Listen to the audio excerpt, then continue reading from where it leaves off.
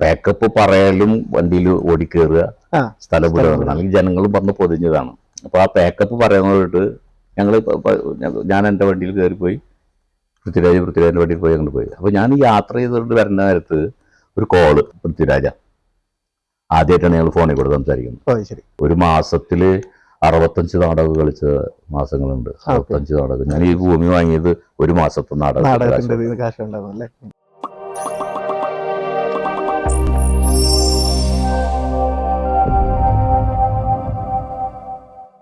ഇപ്പോ സിനിമയിലേക്ക് ചേട്ടൻ വന്ന കാര്യം ചോദിക്കണം. ഇപ്പൊ അറബിക്കഥയിലേക്കാണ് വന്നിരിക്കുന്നത്. പക്ഷെ അതിനേക്കാളൊക്കെ വളരെ മുൻപ് സായികുമാർ പോലെയുള്ള നാടകത്തിൽ നിന്ന് വന്നിട്ടുള്ള ആൾക്കാരാണല്ലോ അവരൊക്കെ. അപ്പം ചേട്ടന്റെ സിനിമ എൻട്രി കുറച്ച് ലേറ്റായി പോയി എന്നുള്ള ഇത് പൊതുവെ പറയാറുണ്ട്. ഈ അറബിക്കഥയൊക്കെ കാണുന്ന സമയത്ത് ഇയാള് ഇതിന് മുന്നേ വന്നിരുന്നെങ്കിൽ കുറച്ച് നല്ലതായിരുന്നു എന്ന് പറയുന്നത് നമ്മളുടെ കുടുംബ സദസ്സുകളിലും അല്ലാതെയും നമ്മൾ പ്രേക്ഷകർ പറഞ്ഞു കേട്ടിട്ടുണ്ട്.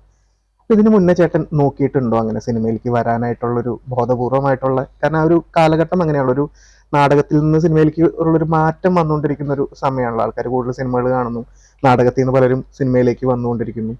ആ ഒരു ആദ്യകാലത്ത് അങ്ങനെ നോക്കാൻ പറ്റിയിരുന്നോ ചേട്ടൻ്റെ സിനിമയിലേക്ക്? ഈ സിനിമയിൽ അഭിനയിക്കുക എന്നുള്ളത് ഏതൊരു നടന്റെയും ഒരു ആഗ്രഹമാണ്. എന്ന് വെച്ച് അഭിനയത്തിന്റെ അവസാന വാക്ക് സിനിമ ആയതുകൊണ്ടല്ല, അതൊരു ആഗ്രഹമാണ്. അത് ഫോർമാറ്റ് തന്നെ വേറെയാണ്. പിന്നെ പോപ്പുലാരിറ്റി ഉണ്ടാവും, സാമ്പത്തികം ഉണ്ടാകും. അതിനേക്കാളൊക്കെ ഉപരി അഭിനയിക്കാനുള്ളൊരു പ്രത്യേക താല്പര്യം അതെല്ലാവർക്കും ഉണ്ടാകും. പക്ഷെ എന്നെ സംബന്ധിച്ചിടത്തോളം അതിനു വേണ്ടി അതിലേക്ക് പോകാനുള്ളൊരു വഴി അറിയാഞ്ഞിട്ടോ അറിയില്ല ഒന്നാമത്. പിന്നെ അതിനുള്ളൊരു സമയം കിട്ടുന്നില്ല നമുക്ക്. ഓരോ വർഷം പ്രൊഫഷണൽ നാടകത്തിലേക്ക് വന്നതിന് ശേഷം ഓരോ വർഷം നാടകം ഓരോ സീസൺ അവസാനിക്കുമ്പോൾ തൊട്ട് മുമ്പായിട്ട് അടുത്ത സീസന്റെ നാടകത്തിനുള്ള ചർച്ചയാവും. ചിലപ്പോൾ സമിതി വേറെ സമിതി ആയിരിക്കും, വേറെ നാടകമായിരിക്കും. അപ്പോൾ ഒരിക്കലും ഗ്യാപ്പ് കിട്ടുന്നില്ല അത് പോയി അന്വേഷിക്കാനാല്. പിന്നെ എനിക്ക് സിനിമാക്കാരായിട്ട് യാതൊരു ആളായിട്ട് ഒരു പരിചയവും ഇല്ല. സായികുമാറിന്റെ പരിചയം ഉണ്ടായിരുന്നു, അതുപോലെ റിസവാവയെ പരിചയം ഉണ്ടായിരുന്നു, അങ്ങനെ കുറച്ച് ആൾക്കാരെ പരിചയം ഉണ്ടായിരുന്നു. അല്ലാതെ ഇതിലേക്കുള്ള ഒരു സിനിമയിലേക്ക് എന്നെ കൈപ്പിടിച്ച് കൊണ്ടുപോകാൻ പറ്റിയ ഒരാളെ അങ്ങനെ പരിചയമൊന്നുമില്ല. അത് ഞാൻ ശ്രമിച്ചിട്ടുമില്ല. ഒരു തവണ എനിക്കൊരു എൻ്റെ വൈഫ് അതിന്റെ മുമ്പ് തന്നെ സിനിമയിലൊക്കെ അഭിനയിച്ചിട്ടുണ്ട് പറയുന്നത്. അപ്പൊ ഈ ലോഹിദാസ് ആളും നാടകത്തിൽ സ്ക്രിപ്റ്റൊക്കെ എഴുതിയായിരുന്ന ആളാണ്. അദ്ദേഹത്തിന്റെ ഒരു സിനിമ സൂത്രധാരനാണ്, ഷൊർണൂര് വെച്ച് നടന്നു. അപ്പൊ പകലാണ് ഒരു ദിവസത്തെ വർക്ക്. ഒരു സീൻ ഉണ്ടായിരുന്നു, ഒരു ബേക്കറിയില് ഞാനൊരു ബേക്കറി ഉടമയായിട്ട് അങ്ങനെ ഒരു സീൻ ക്രിയേറ്റ് ചെയ്തു, അഭിനയിച്ചു. രാത്രി നാടകത്തിന് പോയി. അപ്പൊ നാടകത്തിൽ നിന്നുകൊണ്ട് സിനിമയിലേക്ക് പോകുക എന്നുള്ളതായിരുന്നു. പറ്റുകയാണെങ്കിൽ നാടകത്തിൽ നിന്നുകൊണ്ട് സിനിമയ്ക്ക് പോകുക. അത് ഡബ് ചെയ്തത് ലോഹിദാസ് തന്നെയാണ്. അപ്പൊ ഡബിങ്ങിന് പോലും പോകാൻ പറ്റുന്നില്ല നമുക്കെന്നുള്ളതാണ്, ലോഹിദാസാണ്. പക്ഷെ ആ സിനിമ വന്നപ്പോ ആ സീൻ മൊത്തം എടുത്താൻ കളഞ്ഞു. പിന്നീട് പുള്ളി ഖേദം പ്രകടിപ്പിക്കുകയും അടുത്ത സിനിമയിൽ ഞാൻ ഉണ്ടെന്നൊക്കെ പറഞ്ഞാണ്. പക്ഷെ അപ്പോഴേക്കും പുള്ളി മരണപ്പെട്ടു. അങ്ങനെ ഒരു അതും ഞാൻ ശ്രമിച്ചിട്ടല്ല, അത് അങ്ങനെ ഒരു ആ ഫ്രണ്ട്ഷിപ്പിന്റെ മുകളിലാണ്ട് പോയി ചെയ്തതാണ്. അങ്ങനെ ഒരു സംഭവം നടന്നിട്ടുണ്ട്. പക്ഷെ തിയേറ്ററിൽ വന്നിട്ടില്ല. അത് നമ്മൾ അങ്ങനെ കൊട്ടിഘോഷിച്ചില്ല. ഞാൻ എന്നെ സിനിമയിലേക്ക് എടുത്തേ എന്ന് പറഞ്ഞിട്ട് കൊട്ടിഘോഷിക്കാൻ അതൊന്നും ഒരു ഇല്ല. നമ്മൾ നാടകത്തിൽ തന്നെ നമ്മൾ ചെയ്യുന്ന കഥാപാത്രം, അങ്ങനെ അടുത്ത നാടകം, അതിനെ കുറിച്ചിട്ടുള്ള ഡിസ്കഷൻ, അതിനെ കുറിച്ചിട്ടുള്ള അന്വേഷണം, അങ്ങനെയായിട്ട് മുഴുകി പോയതാണ്.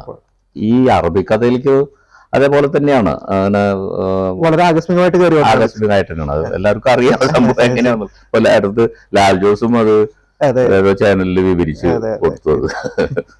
അപ്പൊ അതങ്ങനെയാണ് സംഭവിച്ചത്. അത് ഈ പറഞ്ഞ പോലെ ഞാന് വൃത്തികേട് കൊണ്ട് അവസാനം ഞാൻ പറഞ്ഞത് പകല് ഞാൻ വന്ന് അഭിനയിക്കാം, രാത്രി നാടകത്തിന് പോകുന്നതാണ്. അപ്പോഴാ പറഞ്ഞത് അത് ഗൾഫിലാണ് ഷൂട്ട്. അപ്പൊ പിന്നെ നമ്മളത് ഒഴിവാക്കിയതാണ്. പിന്നെ പുള്ളി തന്നെയാണ് അതിന് സബ്സ്റ്റിറ്റ്യൂട്ട് കണ്ടെത്താനുള്ള സംവിധാനങ്ങളൊക്കെ ചെയ്ത് പുള്ളി കൊണ്ടുപോയി കൃത്യസമയത്ത് തന്നെ തിരിച്ചു വിട്ടു. ഞാൻ നാടകത്തിലേക്ക് തന്നെ പോകും. ഞാൻ നേരത്തെ പറഞ്ഞ പോലെ നാടകത്തിൽ നിന്നുകൊണ്ട് സിനിമയിലേക്ക് പോകാൻ പറ്റുകയാണെങ്കിൽ മതി എന്നുള്ള ഒരു നിലപാടായിരുന്നു. നാടകത്തിൽ തന്നെ തുടരാനായിരുന്നു എന്റെ ആഗ്രഹം. അതിനുവേണ്ടി തന്നെ തിരിച്ചു വന്നതും ഗൾഫിൽ വെച്ചിട്ടായിരുന്നു ഷൂട്ട് തിരിച്ചു വന്നത്. പക്ഷെ തിരിച്ചു വന്നപ്പോ പിന്നെ നാടകത്തിൽ തന്നെ എടുക്കാത്ത ഒരു അവസ്ഥയിലേക്ക് വല്ലാത്തൊരു അടിയായി പോയി. ഇപ്പോഴും ആ ഒരു ഹാങ് ഓവർ വിട്ടിട്ടില്ല എന്ന് വേണമെങ്കിൽ പറയാം. ആ ഒരു കഥാപാത്രം ഇപ്പോഴും നമ്മള് ഒരു ഔദ്യോഗികമായിട്ട് ഇറക്കി വെച്ചിട്ടില്ല. അതെ അതെ അതെ. അല്ല, നാടകം കാരണം കൊണ്ട് ഒരാൾക്ക് സിനിമ നഷ്ടപ്പെട്ടു എന്ന് പറയണേക്കാൾ കൂടുതൽ സിനിമ കാരണം കൊണ്ട് നാടകം നഷ്ടപ്പെട്ടു എന്ന് ഇത് ലാൽ ജോസ് എങ്ങനെ അറിഞ്ഞുകൊണ്ട് അതുകൊണ്ട് അദ്ദേഹം കുറെ സിനിമകളിൽ നിന്ന് തുടർച്ചയായിട്ട് ഇങ്ങനെ തരുകയും ചെയ്തു. ഈ സിനിമകളൊക്കെ സെലിബ്രേറ്റ് ചെയ്യപ്പെട്ടു. അങ്ങനെ സിനിമയിലേക്ക് ഒഴുകിയത്. അല്ലെങ്കിൽ ഞാനിപ്പോഴും പഴയ നാടകക്കാരനായിട്ടാണ് കൂടിയാന്. ഈ ഇപ്പൊ അറബിക്കഥയിലത്തെ കാര്യം ചോദിക്കുകയാണെന്നുണ്ടെങ്കിൽ ഇപ്പൊ ഒരു വളരെ പ്രമുഖനായിട്ടുള്ള ഒരു രാഷ്ട്രീയ നേതാവിനെ കുറിച്ചിട്ടുള്ള അയാളുടെ ഒരു ക്യാരക്ടറാണല്ലോ ചേട്ടൻ ചെയ്തേക്കുന്നത്. അപ്പം അതിന് വേണ്ടി ഇപ്പൊ ഇങ്ങനെ ലാൽ ജോസ് വന്ന് കഥ പറയുമ്പോഴോ അല്ലെങ്കിൽ ഇന്നതാണ് നമ്മൾക്കൊരു രാഷ്ട്രീയമായിട്ടുള്ള ഒരു സമീപനം ഉണ്ടാവുമല്ലോ, നമ്മളുടെ ഇതാണ് എന്റെ രാഷ്ട്രീയം എന്നൊക്കെ പറഞ്ഞിട്ട് അതൊക്കെ മാറ്റി വെച്ച് നമ്മൾ ചെയ്യുന്ന സമയത്ത് ശരിക്കും പറഞ്ഞെങ്കിൽ ആ ആളല്ല ചേട്ടൻ ചെയ്ത ക്യാരക്ടർ നോക്കുമ്പോൾ ആളല്ല എന്ന് നമുക്ക് ഒരിക്കലും തോന്നില്ല നമുക്ക്. അല്ലെങ്കിൽ ചിലപ്പോൾ മാത്രമേ ഇത് അയാളെയാണോ ഉദ്ദേശിക്കുന്നത്. അപ്പം എങ്ങനെയാണ് ആ ഒരു അനുഭവം കാര്യങ്ങളും? നമ്മളുടെ ഷൂട്ടിംഗ് കംപ്ലീറ്റ് ഗൾഫിലായിരുന്നല്ലോ, ചേട്ടന്റെ പോർഷൻസ് എല്ലാം ഗൾഫിലായിരുന്നു. അപ്പം ഈ ഷൂട്ടിംഗ് നാട്ടിലുണ്ടായിരുന്നു. ഷൂട്ട് ചെയ്യുന്ന സമയത്ത് ഇപ്പം കംപ്ലീറ്റ് ആയിട്ട് അവിടെ എത്ര ദിവസം ഒക്കെ ഉണ്ടായിരുന്നു ഷൂട്ടും കാര്യങ്ങളൊക്കെ? എനിക്ക് 12 ദിവസമായിരുന്നു. ഈ 12 ദിവസമാണ് ഞാൻ നാടകത്തിന് അവധി എടുത്തത്. ഓ ശരി. അപ്പോ ഈ നാടക സമിതിയുടെ മുതലാളി അന്ന് കുട്ടൻ ചേട്ടനാണ്, വിജയരാഘവൻ. അപ്പൊ അദ്ദേഹവും ലാൽ ജോസായിട്ട് സംസാരിച്ചിട്ടുണ്ട്, വർക്ക് കഴിഞ്ഞാൽ ഉടനെ കയറ്റി വിട്ടോളണം എന്ന്. അതനുസരിച്ചിട്ട് എന്റെ വർക്ക് കഴിഞ്ഞപ്പോ തന്നെ എനിക്ക് ടിക്കറ്റ് എടുത്തിട്ട് തിരിച്ചു വിടുകയും ചെയ്തു. 12 ദിവസമാണ് അവിടെ വർക്ക് ചെയ്തത്. പിന്നെ കുറച്ച് ദിവസം ഇവിടെ നാട്ടും പുറത്തും ഉണ്ടായിരുന്നു. പിന്നെ ഈ അന്ന് നിങ്ങള് ഏത് രാഷ്ട്രീയക്കാരനെയാണോ മനസ്സിൽ കണ്ടത് അത് തന്നെയാണ്, അതിന്റെ ഒരു പ്രൊഫൈലിംഗ് ആണ് അത്. അപ്പൊ ആദ്യം തന്നെ ഒരു ഗെറ്റപ്പ് ഏതാണ്ട് കഥാപാത്രത്തിന്റെ പോലെ നോക്കാനുള്ള ശ്രമം കറക്റ്റ് ഡിക്റ്റോ ആയിപ്പോയി. അപ്പൊ അതിലൊക്കെ മാറ്റം വരുത്തിയിട്ടാണ് പിന്നീട് ചെയ്തത്. പിന്നെ എനിക്ക് തോന്നുന്നു ഈ അറബി കഥയിലേക്ക് വേണ്ടി തന്നെയാണോ എന്നെ നിശ്ചയിച്ചതെന്ന് എനിക്ക് ഉറപ്പ് പറയാൻ പറ്റില്ല. കാരണം 2 സിനിമയാണ് അന്ന് പുള്ളിയുടെ പ്രോജക്റ്റിലുള്ളത്. ഒന്ന് മുല്ലയായിരുന്നു, ഇതിന്റെ മുമ്പ് ചെയ്യേണ്ട ഒരു സിനിമ ഉണ്ടായിരുന്നു. ഈ അറബി കഥ 2-3 നിമിത്തങ്ങളിലൂടെ സംഭവിച്ചതാണ്. ഒന്ന് എന്റെ ഈ ക്യാരക്ടർ, അത് അയാൾ മനസ്സിലായി അങ്ങനത്തെ ഒരു നടനെ കിട്ടിയാൽ തന്നെ ചെയ്യുള്ളതുണ്ടായിരുന്നു. പിന്നെ അതിലൊരു ചൈനക്കാരി ഉണ്ട്, ഷൂമി എന്ന് പറയുന്നത്. ആ ഒരു കഥാപാത്രത്തിന് പറ്റിയ ഒരാളെ കിട്ടിയില്ലെങ്കിൽ ആ സിനിമ നടക്കില്ല.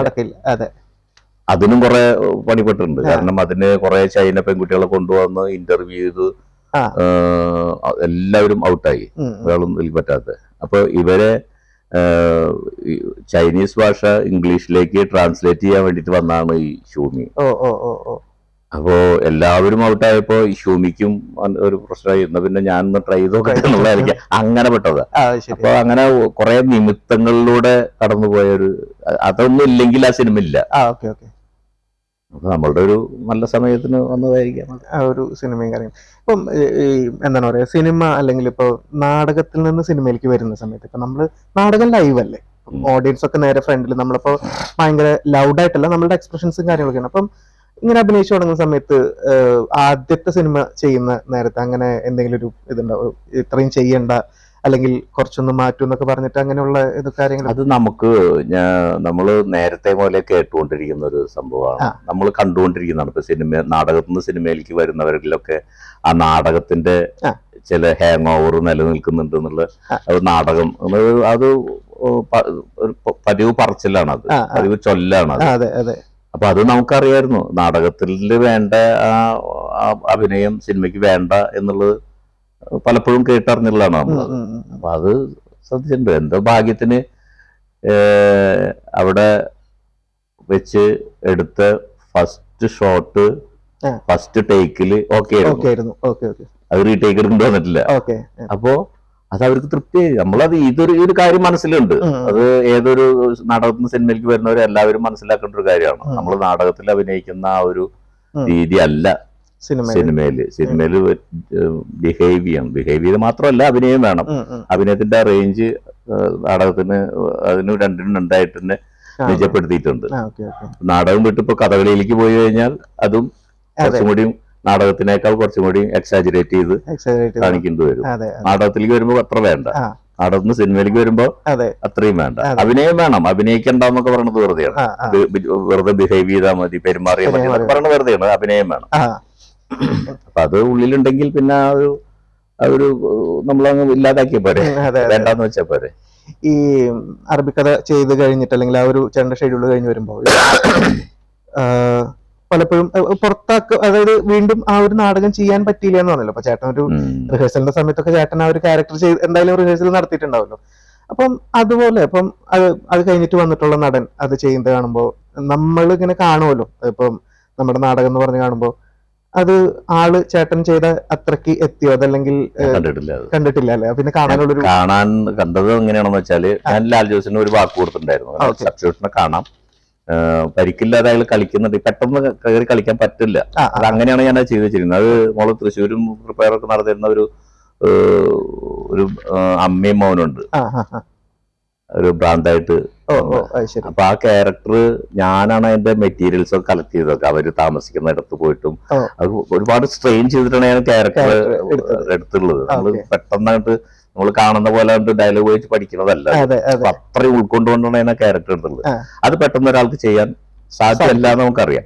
അപ്പൊ ഞാൻ പറഞ്ഞിട്ടുണ്ടായിരുന്നു, ഒരാള് ആപ്റ്റാണ് എന്ന് അറിഞ്ഞെങ്കിൽ മാത്രമേ ഞാൻ പോവുള്ളൂ. അങ്ങനെ ഞാൻ നാടകം കളിക്കുന്നതിന്റെ കൂടെ നമ്മള് ഞാറയ്ക്കൽ ഉള്ള ഒരു സുഹൃത്ത് അജിത്ത് ഞാറയ്ക്കൽ, അവനെ കൊണ്ടു നടന്നു, എല്ലാ സ്റ്റേജുകളും കാണിച്ചു. അവസാനം ചേർത്തല ഭാഗത്തൊരു സ്റ്റേജ് അവൻ കളിക്കുന്നത് ഞാൻ വണ്ടിയിലിരുന്ന് കണ്ടു. അപ്പൊ ഞാൻ എന്നെ കണ്ടു കഴിഞ്ഞാൽ ഞാൻ തന്നെ കളിക്കണം എന്നുള്ളൊരു വാശി കമ്മിറ്റിക്കാർക്ക് വരും. നമ്മളത് നാടകം കണ്ടിട്ടാണല്ലോ ഇവരൊക്കെ ബുക്ക് ചെയ്യുന്നത്. അങ്ങനെ കുഴപ്പമില്ല എന്നുള്ള ഒരു രീതിയിൽ വന്നപ്പോൾ തന്നെ ഞാൻ പോയിട്ടുള്ളൂ. അല്ലാതെ ആ നാടകത്തിന്റെ പാടെ തകർത്തുകൊണ്ട് പോയിട്ടില്ല. ഒരു 7 ദിവസത്തെ കൂടെ കൊണ്ടുവന്നിട്ട് നാടകം പഠിപ്പിച്ചെടുത്തിട്ടുള്ളതാണ് അവനെ.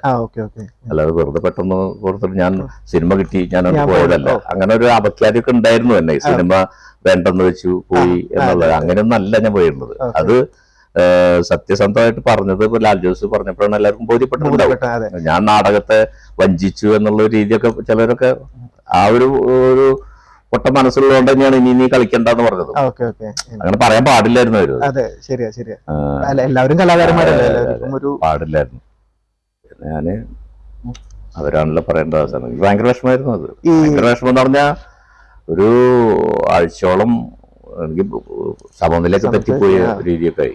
അത്രയും എഫേർട്ട് എടുത്തിട്ടുണ്ടായിരുന്നു ആ ഒരു കഥാപാത്രത്തിന് വേണ്ടിയിട്ട്. എഫേർട്ടിന്റെ മാത്രമല്ല, എനിക്കത് ക്യാരക്ടർ വിട്ടും പോകുന്നില്ല. ഞാൻ എന്നിട്ട് ഇവിടെ ഒരു സെമി ക്രാക്ക് പോലെ ആയി എനിക്ക്. കാലും ഒരു കെട്ടുണ്ട്, അതിന്റെ കോസ്റ്റ്യൂം എടുത്തിട്ട് ഞാൻ അങ്ങനെയൊക്കെ ഒരു രീതിയിലേക്ക് പോയപ്പോഴാണ് പെട്ടെന്നൊരു പകരക്കാരനെ വേണമെന്ന് വിളിച്ചത്. അതുകൊണ്ട് ജീവിതത്തിലേക്ക് തിരിച്ചു വന്നു. വേഗം പോയി കളിച്ചു. എനിക്ക് ചുറ്റുവട്ടം നാടകം കളിക്കുക, ഞാൻ മാത്രം ഇവിടെ വീട്ടിലിരിക്കുക, വൈഫ് നാടകം കളിക്കാൻ പോവുക. അങ്ങനെ ഭയങ്കര പോയി, സമനില തെറ്റിപ്പോയി. പണ്ടൊക്കെ നമ്മളുടെ നാടകം കളിക്കുന്ന സമയത്ത് 2ഉം 3ഉം നാടകങ്ങള് അമ്പലത്തിലൊക്കെ നമ്മൾ കളിച്ചിരുന്നു. അങ്ങനെ ഓർത്തെടുക്കാൻ പറ്റുന്ന രസകരമായിട്ടുള്ള എന്തെങ്കിലും ഒരു ഇതുണ്ടോ? നമുക്ക് ഇഷ്ടംപോലെ ഉണ്ടാവും, എന്നാലും ഒരു 4 നാടകമൊക്കെ കളിച്ചിട്ടുണ്ട്. ഒരു ദിവസം 4 നാടകം കളിച്ചിട്ടുണ്ട്. അതായത് ഇപ്പൊ ഈ ഓണം അങ്ങനെ സീസണിലൊക്കെ വരുമ്പോ തെക്കേ ഭാഗത്തൊക്കെ ഇതുണ്ടാവും, ട്യൂട്ടോറിയൽസ് ഉണ്ടാവും. ആ ട്യൂട്ടോറിയലിന്റെ ആഘോഷം എന്നുള്ള എനിക്ക് ഒരു ഉച്ച സമയത്ത്, ഉച്ചയ്ക്ക് ശേഷം ഒരു നാടകം കളിക്കും. അത് കഴിഞ്ഞ് ഏതെങ്കിലും ഒരു ഫൈൻ ആർട്ട് സൊസൈറ്റി, അത് കഴിഞ്ഞ് 2 ഉത്സവങ്ങൾ, അങ്ങനെ 4 നാടകം കളിച്ചിരുന്ന ഒരു സന്ദർഭം ഉണ്ടായിരുന്നു. പല തമാശകളും ഉണ്ടായിട്ടുണ്ടാവും. നമുക്കിപ്പോ ഇപ്പോ നമ്മൾ ഈ ടൈം ഷെഡ്യൂൾ ചെയ്യുന്നത് എങ്ങനെയാണെന്ന് വെച്ചാൽ, ഇവിടെ 8 മണിക്ക് കൊടുത്തു, 2 മണിക്കൂർ നാടകം, 10 മണിക്ക് നാടകം അവസാനിക്കുന്നു, 11 ഓട്ടം, 11 മണിക്ക് അവിടെ നാടകം കളിക്കാന്നുള്ള ഈ ഷെഡ്യൂൾ ചെയ്യുന്നത്. ഇവിടെ പറഞ്ഞ സമയത്ത് തുടങ്ങിണ്ടാവില്ല, അരമണിക്കൂർ ലേറ്റ് ആയിട്ട് വരാം. അപ്പൊ 1/2 മണിക്കൂർ ഞങ്ങൾ നാടകത്തിൽ അഡ്ജസ്റ്റ് ചെയ്യും. ചിലപ്പോൾ നാടകം കളിച്ചോണ്ടെങ്കിൽ ഭയങ്കര തമാശയായിരിക്കും, പക്ഷെ അത് ആരും അറിയില്ല. ഞങ്ങൾ സ്റ്റേജിൽ അത് ഞങ്ങൾക്കും കൂടി ഒരു ആയാസമാണ്. അപ്പൊ വലിയ ചുമട് ചുമക്കുന്നവൻ പാട്ട് പാടിയിട്ട് എലൈസ എന്ന് പറഞ്ഞിട്ട് ചുമട് ചുമക്കുന്ന പോലെ തന്നെ ഞങ്ങളുടെ ഇടയിൽ ചെറിയ ചെറിയ തമാശകളൊക്കെ ഉണ്ടാക്കിയിട്ടായിരുന്നു. ചിലപ്പോ ഉറങ്ങി പോവും ചിലര്. 3 മണിക്കൊക്കെ നാടകം കളിക്കുന്ന നേരത്ത് വല്ല കശുമാവ് തോട്ടിലൊക്കെ വെറുതെ ഒന്ന് കസര ഇട്ടിരുന്നുണ്ടാവുള്ളൂ, ഉറങ്ങിപ്പോയിണ്ടാവും. നമ്മള് സീന ആയിട്ടില്ലെങ്കിലും അതുകൊണ്ട് പെട്ടെന്ന് ചെന്ന് വിളിക്കും, സീനായി എന്താ, അവനെ ജസ്റ്റ് എനിക്ക് ഓപ്പോസിറ്റ് ആയിരിക്കും ഓടുക. സ്റ്റേജ് കൂടെയാണെങ്കിൽ അതിന്റെ നേരെ ഓപ്പോസിറ്റ് ആയിരിക്കും ഓടുക. പിന്നെ ഓടി പിടിച്ചോണ്ട് അങ്ങനെയുള്ള നാടകത്തിന്റെ പോവില്ലേ, അറിയാണ്ട് ഉറങ്ങിപ്പോയതായിരിക്കും. ഡെയിലി 3 നാടകമൊക്കെ കളിച്ചുകൊണ്ടിരിക്കുന്ന സമയത്താണ് സംഭവിക്കുന്നത്. അങ്ങനെ ഒരുപാട് രസകരമായിട്ടുള്ള. ശരിക്കും അത്രയ്ക്കും ഒരു എനർജി കലാകാരന്മാരിൽ, നാടക കലാകാരന്മാരിലുണ്ടായിരുന്ന ഒരു എനർജി സിനിമയിലാണെന്നുണ്ടെങ്കിലും സീരിയലാണെങ്കിലും ഒന്നും അങ്ങനെ ആവശ്യമില്ല. നാടകത്തിന്റെ അത്ര ആവശ്യമില്ല, കഥകളിയുടെ അത്ര ഒന്നും ആവശ്യമില്ല. കഥകളിയും ഒക്കെ ലൈവ് കലയല്ലേ. കട്ട് ചെയ്തിട്ട് കുറച്ചു നേരം റെസ്റ്റ് ചെയ്തിട്ട് ഇനി കുറച്ചു നേരം കഴിയട്ടെ ഒന്നും പറയാൻ പറ്റില്ലല്ലോ. ബെല്ല് കൊടുത്തു കഴിഞ്ഞാൽ 2 മണിക്കൂർ നമ്മള് ഇപ്പൊ സ്റ്റേജിൽ അല്ലെങ്കിൽ പോലും ഗ്രീൻ റൂമിലാണ് ഇരിക്കുന്നതെങ്കിൽ പോലും അതില് അങ്ങനെ ശ്രദ്ധിച്ചിരിക്കണ്ടേ. അതാ അവിടെ പ്രത്യേക ആരോഗ്യം എന്ന് പറയുന്നത് ആ കഥാപാത്രം ഉണ്ടാക്കി തീർക്കുന്നതാണ്. നമ്മളൊക്കെ ടയേർഡായിരിക്കും. എത്ര ടയേർഡായാലും, എന്ത് തലവേദനയായാലും, എന്ത് ദുഃഖം ഉണ്ടെങ്കിലും, നമ്മൾ മാനസിക വേറെ ഏതെങ്കിലും സ്റ്റേജിലെ കഥാപാത്രത്തിന് ചെയ്തേ പറ്റുള്ളൂ. അത് ആ കഥാപാത്രത്തിന്റെ എനർജിയും കഥാപാത്രത്തിന്റെ മൂഡുമാണ് അത്. ഇപ്പം ചേട്ടന്റെ ഇപ്പം അച്ഛൻ പറഞ്ഞിട്ടുള്ളൊരു അറിവാണ് കേട്ടോ ശരിക്കും. ഇപ്പം നാടകത്തിലത്തെ മോഹൻലാലായിരുന്നു ശിവജി എന്ന് പറഞ്ഞിട്ട്, അതായത് അഭിനയിച്ചു തുടങ്ങിയതിന് ശേഷം ഇത് വന്നു തുടങ്ങി. അപ്പൊ അതുപോലെ എന്താണ് പറയാ, ആരോഗ്യപരമായ രീതിയിൽ എതിരാളിയായിട്ടുള്ള ഒരു മമ്മൂട്ടി ആ സമയത്ത് ഉണ്ടായിരുന്നോ? ഈ ചേട്ടൻ മോഹൻലാലാണെങ്കിൽ അങ്ങനെ വേറെ ഏതെങ്കിലും നാടക സമിതിയിൽ? അത് ആരോഗ്യപരമായിട്ടുണ്ടാവും. അത് നമ്മൾ നിൽക്കുന്ന നാടക സമിതിക്ക് വേണ്ടിയും നമ്മൾ ചെയ്യുന്ന കഥാപാത്രത്തിന് വേണ്ടിയൊക്കെ ആരോഗ്യപരമായിട്ടുണ്ടായിട്ടുണ്ട്. ഉദാഹരണത്തിന് ഞാൻ ഗുരുവായൂർ ബന്ധുരയുടെ ഒരു നാടകം കളിച്ചിരുന്നു, അറിവിന്റെ തമ്പുരാൻ നാടകമാണ്. അപ്പോൾ ഗുരുവായൂർ തന്നെ വേറെ പാവർട്ടി വിഭജിക അല്ലെങ്കിൽ ഗുരുവായൂർ വിശ്വഭാരതി എന്നൊക്കെ പറഞ്ഞിട്ട് തമ്മിലുണ്ട്.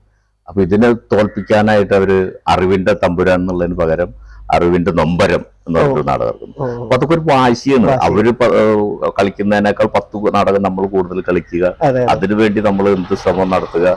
ഒരുപക്ഷെ നമ്മൾ കഴിഞ്ഞ വർഷം കളിച്ച സമിതി ആയിരിക്കാം, നമുക്ക് ആ സമിതിയോട് പ്രത്യേക കൂറും ബഹുമാനം അവരൊക്കെ ഉണ്ടായിരിക്കാം, അതിലുള്ള ആർട്ടിസ്റ്റുകളോടും പിണക്കമായിട്ടല്ല. പക്ഷെ എന്നാലും അവരെക്കാൾ 10 നാടകം കൂടുതൽ നമ്മൾ കളിക്കുക, അതിനു വേണ്ടി നമ്മൾ ശ്രമിക്കുക. അത് അതിനുള്ള ചിലപ്പോ ചെയ്യാൻ പാടില്ലാത്തൊക്കെ ചെയ്തെന്നൊക്കെ ഇരിക്കും. അത് നാടകം എണ്ണം കൂട്ടാൻ വേണ്ടിയിട്ടായിരിക്കും. പിന്നെ കഥാപാത്രത്തിന്റെയും അതുപോലെ തന്നെയാണ്. അപ്പൊ കഥാപാത്രത്തിന്റെ പറയുകയാണെങ്കിൽ ഇപ്പൊ ഓച്ചിറ നീള ഇനിയും മരിക്കാത്ത കർണൻ എന്ന് പറഞ്ഞൊരു നാടകം ഇറക്കി. അപ്പൊ ആ നാടകം ഇറക്കിയ സമയത്ത് തന്നെ തിരുവനന്തപുരം വേറൊരു കർണൻ, വെറും കർണൻ എന്നിട്ട് പറഞ്ഞിട്ടൊരു നാടകം ഇറക്കി വേണൂട്ട സാറ്. അപ്പൊ അവിടുന്ന് ഇതിന്റെ കോമ്പറ്റീഷൻ തുടങ്ങിയിട്ടുണ്ട്. അപ്പൊ JP, അതായത് ചെറുഞ്ഞൂർ ജയപ്രസാദ് എഴുതിയ നാടകത്തില് കർണനേക്കാൾ മികച്ചു നിൽക്കുന്ന കഥാപാത്രമാണ് ദുര്യോധനൻ. യഥാർത്ഥത്തില് ദുര്യോധനൻ വില്ലനും കർണൻ നായകനായിട്ട് നിൽക്കേണ്ടതാണ്. അപ്പൊ ഇനിയും മരിക്കാത്ത കർണൻ എന്നാണ് പേരെങ്കിലും ഈ പാത്രസൃഷ്ടി കൊണ്ട് ദുര്യോധനാണ് കയറിയിരിക്കുന്നത്. ഇപ്പൊ MT സാറ് ചന്തുവിനെ നല്ല മനുഷ്യനാക്കി മാറ്റിയ പോലെ അതിൻ്റെതായിട്ടുള്ള കാരണങ്ങൾ നേരത്തെ കൊണ്ടാണ്. അപ്പോ കർണനായിട്ട് അഭിനയിക്കുന്നത് അന്നത്തെ സൂപ്പർ സ്റ്റാർ ആണ് നാടകത്തില് പ്രേമേട്ടൻ, വലിയ പ്രേമേട്ടൻ എന്ന് പറയും ഞങ്ങൾ തിരുവനന്തപുരത്ത്. മരിച്ചു പാവം, അന്ന് കത്തി നിൽക്കുന്ന സമയമാണ് പ്രേമേട്ടൻ. സ്റ്റേജിൽ നിന്ന് കഴിഞ്ഞാൽ തന്നെ. അപ്പൊ അതിന്റെ ഉദ്ഘാടനത്തിന് അപ്പൊ ഈ ഞാൻ തെക്കോട്ട് പോയ സമയമാണ്, ഇവിടുന്ന് തെക്കോട്ട് പോയ സമയം. അപ്പൊ എനിക്ക് തെക്കൻ നാടക ശൈലിയൊന്നും വലിയ പിടിയൊന്നുമില്ല. അപ്പൊ നമ്മൾ ഈ പറഞ്ഞ പോലെ നമുക്ക് കിട്ടുന്ന കഥാപാത്രം അത് 101% ആക്കാൻ വേണ്ടി ഓവർ സ്ട്രെയിൻ എടുത്തിട്ടും ഒക്കെ ചെയ്തിട്ട് ചെയ്യും. അപ്പൊ ഈ പാത്രസൃഷ്ടിയില് നാടകൃത്ത് ഉദ്ദേശിച്ച പോലെ തന്നെ നാടകം ഓച്ചിറ ഉദ്ഘാടനം കഴിഞ്ഞപ്പോ, ഓച്ചിറ ക്ഷേത്രത്തിന്റെ ഓഡിറ്റോറിയത്തിൽ ഉദ്ഘാടനം കഴിഞ്ഞപ്പോ ജനങ്ങൾ മുഴുവൻ എനിക്ക് സപ്പോർട്ട് ചെയ്തിട്ട്, അതായത് എന്റെ ക്യാരക്ടറിനെ സപ്പോർട്ട് ചെയ്തിട്ട് മുദ്രാവാക്യം വിളിച്ചിട്ട് ഓഡിറ്റോറിയത്തിൽ ഇറങ്ങി പോയി എന്നാണ് പറയുന്നത്. ഞാൻ നാടകം കഴിഞ്ഞ ഉടനെ തന്നെ ക്യാമ്പിലേക്ക് പോയി. അപ്പൊ ഇവരൊക്കെ ഇനിയും മരിക്കാത്ത കർണൻ എന്ന് പറഞ്ഞ പേര് അതിന് തിരുത്തി ഇനിയും മരിക്കാത്ത ദുര്യോധനൻ, ഇനിയും മരിക്കാത്ത ദുര്യോധനൻ എന്ന് പറഞ്ഞിട്ട് മുദ്രാവാക്യം വിളിച്ചു പോയി. എന്ന് വെച്ചാൽ നാടകത്തില് ഈ ദുര്യോധനൻ എന്നുള്ള ക്യാരക്ടർ മികച്ചു നിന്നു. നാടകധർമ്മം വെച്ച് അങ്ങനെ പാടില്ലാത്തതാണ് ടൈറ്റിൽ ക്യാരക്ടറിന്റെ മുകളില് വേറൊരു ക്യാരക്ടർ വരാതെ നോക്കണം എന്നൊക്കെയാണ് നാടക ധർമ്മം. ഇത് ഞാൻ അറിയാണ്ട് പറ്റിപ്പോയിട്ടുള്ളതാണ്. ഇത് പ്രേമേട്ടനെ വല്ലാതെ വേദനിപ്പിച്ചു. പ്രേമേട്ടൻ അന്ന് രാത്രി ഭയങ്കര മനസ്സ് ഫീൽ ചെയ്തു. ഞാൻ നാടകം നശിപ്പിച്ചു, മറ്റതാണ് മറിച്ചെന്ന് പറഞ്ഞ് ഭയങ്കര കരച്ചിലും, അത് വലിയൊരു മനുഷ്യൻ നട്ടു റോട്ടിൽ നിന്ന് കരയുന്ന ഒരു സന്ദർഭമൊക്കെ ഉണ്ടായി. കാരണം ചെറുനീർ വന്ന് സമാധാനിപ്പിച്ചു. ഞാൻ എൻ്റെ നാടകം, ഞാൻ എഴുതിയ കഥാപാത്രങ്ങൾ ഞാനാണ് തീരുമാനിക്കുക എന്നൊക്കെ പറഞ്ഞിട്ട് സമാധാനിപ്പിച്ചു. പക്ഷെ അന്ന് മുതൽ ആ നാടകം അവസാനിക്കുന്നത് വരെ നമ്മൾ ആ ഒരു പേടിയിലാണ് നിന്നായിരുന്നത്. കാരണം നമ്മൾ എവിടെ കളിച്ചാലും അങ്ങനെ തന്നെ, അത് പാത്ര സൃഷ്ടി കൊണ്ട് തന്നെയാണ്. പക്ഷെ പ്രേമേട്ടൻ എന്ന് പറഞ്ഞ ആ മഹാമനുഷ്യൻ, ആ വലിയ മനുഷ്യൻ നമ്മളോട് അവിടുന്ന് കാണിച്ച സ്നേഹം. അദ്ദേഹമൊക്കെ നാടകം കളിക്കാൻ പോയെടുത്തൊക്കെ അദ്ദേഹം സിനിമാക്കാരെയൊക്കെ ആയിട്ട് നല്ല പരിചയമുണ്ട്. അപ്പോൾ നല്ല നാടകം കാണാൻ വരും. അപ്പൊ ഒക്കെ എന്നെ വിളിച്ചുകൊണ്ടുപോയി പ്രത്യേകം പരിചയപ്പെടുത്തി നല്ലൊരു സ്നേഹം അവിടെ കൊണ്ടുവരാൻ പറ്റി. അപ്പൊ ഇത് ആരോഗ്യപരമായിട്ടുള്ള ഒരു മത്സരം അവിടെ നടക്കുന്നുണ്ട്. അതെ അതെ ആ മത്സരം കൊണ്ടാണ് നമ്മൾ ഈ നാടകത്തിന്റെ ധർമ്മമൊക്കെ തെറ്റിക്കുന്നത്, അതെ അതെ തെറ്റിക്കേണ്ടി വരുന്നത്. അതെ എന്റെ ക്യാരക്ടർ ഞാൻ ഗംഭീരാക്കുക, അതെ ഞാൻ കയ്യടി വാങ്ങുക, ഞാൻ ഡയലോഗ് പറയുമ്പോൾ കയ്യടി വാങ്ങുക. അതെ ഇപ്പൊ കുറെ കയ്യടി കിട്ടുന്ന ഒരു രംഗത്ത് വേറെ എവിടെയെങ്കിലും വെച്ചിട്ട് ആ കയ്യടി കിട്ടിയില്ലെങ്കിൽ നമ്മൾ മാനസികമായിട്ട് ഭയങ്കരമായിട്ട് ബുദ്ധിമുട്ടും. സത്യം സത്യം. എന്താ ഞാൻ ചെയ്ത് തെറ്റിപ്പോയോ, അതെ ഭയങ്കരമായിട്ട് ബുദ്ധിമുട്ടും. അതെ അതെ. അത്ര നിസ്സാരന്മാരാണ് ഈ നാടകക്കാർ. ഇന്നും ഇപ്പൊ സിനിമയിലൊക്കെ ഒരു നല്ല എന്നോട് ചേർത്ത് പറയാൻ ഈ മമ്മൂട്ടിയും മോഹൻലാലായിട്ട് കമ്പയർ ചെയ്യരുത്. അങ്ങനെയല്ല അല്ല, അവരും അവരുടെ ഫീൽഡിൽ ഈ പറഞ്ഞ പോലെ മത്സരം നടക്കുന്നുണ്ടാവും. അതെ അതെ അതെ ഉണ്ടാവും. ഇപ്പം നമുക്കിപ്പോ ഒരു ചേട്ടൻ ഒരു നടൻ എന്നുള്ള രീതിയിൽ നമ്മളിപ്പോ നമുക്ക് ആത്മസംതൃപ്തി നൽകുന്ന എപ്പോഴും നാടകം തന്നെയായിരിക്കുമല്ലോ അല്ലെ? ഇങ്ങനെ തീർച്ചയായിട്ടും. കാരണം ലൈവായിട്ടപ്പോ തന്നെ അതിന്റെ പ്രതികരണം അറിയാൻ പറ്റുക, അതല്ലെങ്കിൽ അങ്ങനെ ചെയ്യാന്നുള്ളതല്ല. അല്ലാതെ ഇപ്പൊ സീരിയലോ സിനിമയൊക്കെ ചെയ്ത് കഴിഞ്ഞാൽ മോശം എന്നല്ല പറയുന്നത്, എന്നാൽ പോലും ചേട്ടനൊരു കൂടുതൽ ഇതിനേക്കാൾ നല്ലത് എന്റെ സമാധാനം നാടകമാണെന്ന് എപ്പോഴും പറയുന്ന ഒരു കാര്യമാണ്. അത് എന്തുകൊണ്ടാന്ന് വെച്ചാൽ നാടകം അത് നമ്മളുടെ നടന്റെയാണ്. അതെ അതെ ശരിയാണ്. അത് എന്റെയാണ്. ഞാൻ അഭിനയിക്കുന്നെങ്കിൽ എന്റെയാണ്. ഞാൻ അതിലൊരു ചെറിയ വീഴ്ച വരുത്തി കഴിഞ്ഞാൽ നാടകം നശിച്ചു. അതെ. ഞാൻ അതിന്റെ 100% നിന്നെങ്കിൽ നടക്കുള്ളൂ, അത് എന്റെയാണ്. അതെ അതെ അതെ. പക്ഷെ സിനിമ മറ്റേ ക്യാമറയ്ക്ക് മുമ്പിൽ വരുമ്പോ എന്താന്ന് വെച്ചാൽ അത് അവര് പറയുന്ന പോലെയാണ്. അതിന്റെ ഒരു സാങ്കേതിക കലയാണ് അത്. അതെ അതെ. ക്യാമറ എന്ന് പറയുന്ന ആ ഒരു സാങ്കേതിക ഉപകരണത്തിൽ അതിന് എന്തൊക്കെ ചെയ്യാൻ പറ്റും അതൊക്കെ ചെയ്യാൻ പറ്റും. നമ്മളെ വെറുതെ ഇരുന്നോർത്താൽ മതി. നമ്മൾ ഉദ്ദേശിക്കുന്നത് ലൈവ് ചെയ്ത് കഴിഞ്ഞാൽ ചിലപ്പോ അതിൽ വേണ്ടെന്ന് പറയും. നമ്മള് നാടകത്തില് ശരി ലൈവ് വേണമെന്നൊക്കെ പറയുന്നില്ലേ, നമ്മള് ലൈവായിട്ട് അഭിനയിച്ചു കഴിഞ്ഞാൽ അത് വേണ്ടെന്ന് പറയാം. അതിപ്പോ ഒരു ഡയലോഗ് തന്നെ ചിലപ്പോ 3 ഷോട്ടൊക്കെ ആയിട്ടാവും എടുക്കുക. അപ്പൊ ആ ആക്ഷൻ കണ്ടിന്യൂറ്റി മെയിൻറ്റെയിൻ ചെയ്യാനൊക്കെ വലിയ പാടാത്. അഭിനയം തന്നെയാണ്, അതിന് അറിവ് വേണം, കഴിവ് വേണമൊക്കെ വേണം. എല്ലാവരും നല്ല കഴിവുള്ള നടന്മാര് നടികൾ തന്നെയാണ് സിനിമയിലുള്ളത്. എന്നാൽ ആ കഴിവില്ലെങ്കിലും ചിലപ്പോ സിനിമയിൽ അഭിനയിക്കാൻ പറ്റും എന്നുള്ളതാണ്. നാടകത്തിൽ പക്ഷെ പറ്റില്ല. അത് നാടകത്തിലെ കഴിവുണ്ട്, ചെയ്യുന്ന കഥാപാത്രം അത് അയാളുടെ അനാട്ടമിക്ക് അനുസരിച്ച് അയാളുടെ ശബ്ദത്തിനനുസരിച്ച് ഒക്കെ ഉള്ളതന്നെ ചെയ്യാൻ പറ്റുള്ളൂ.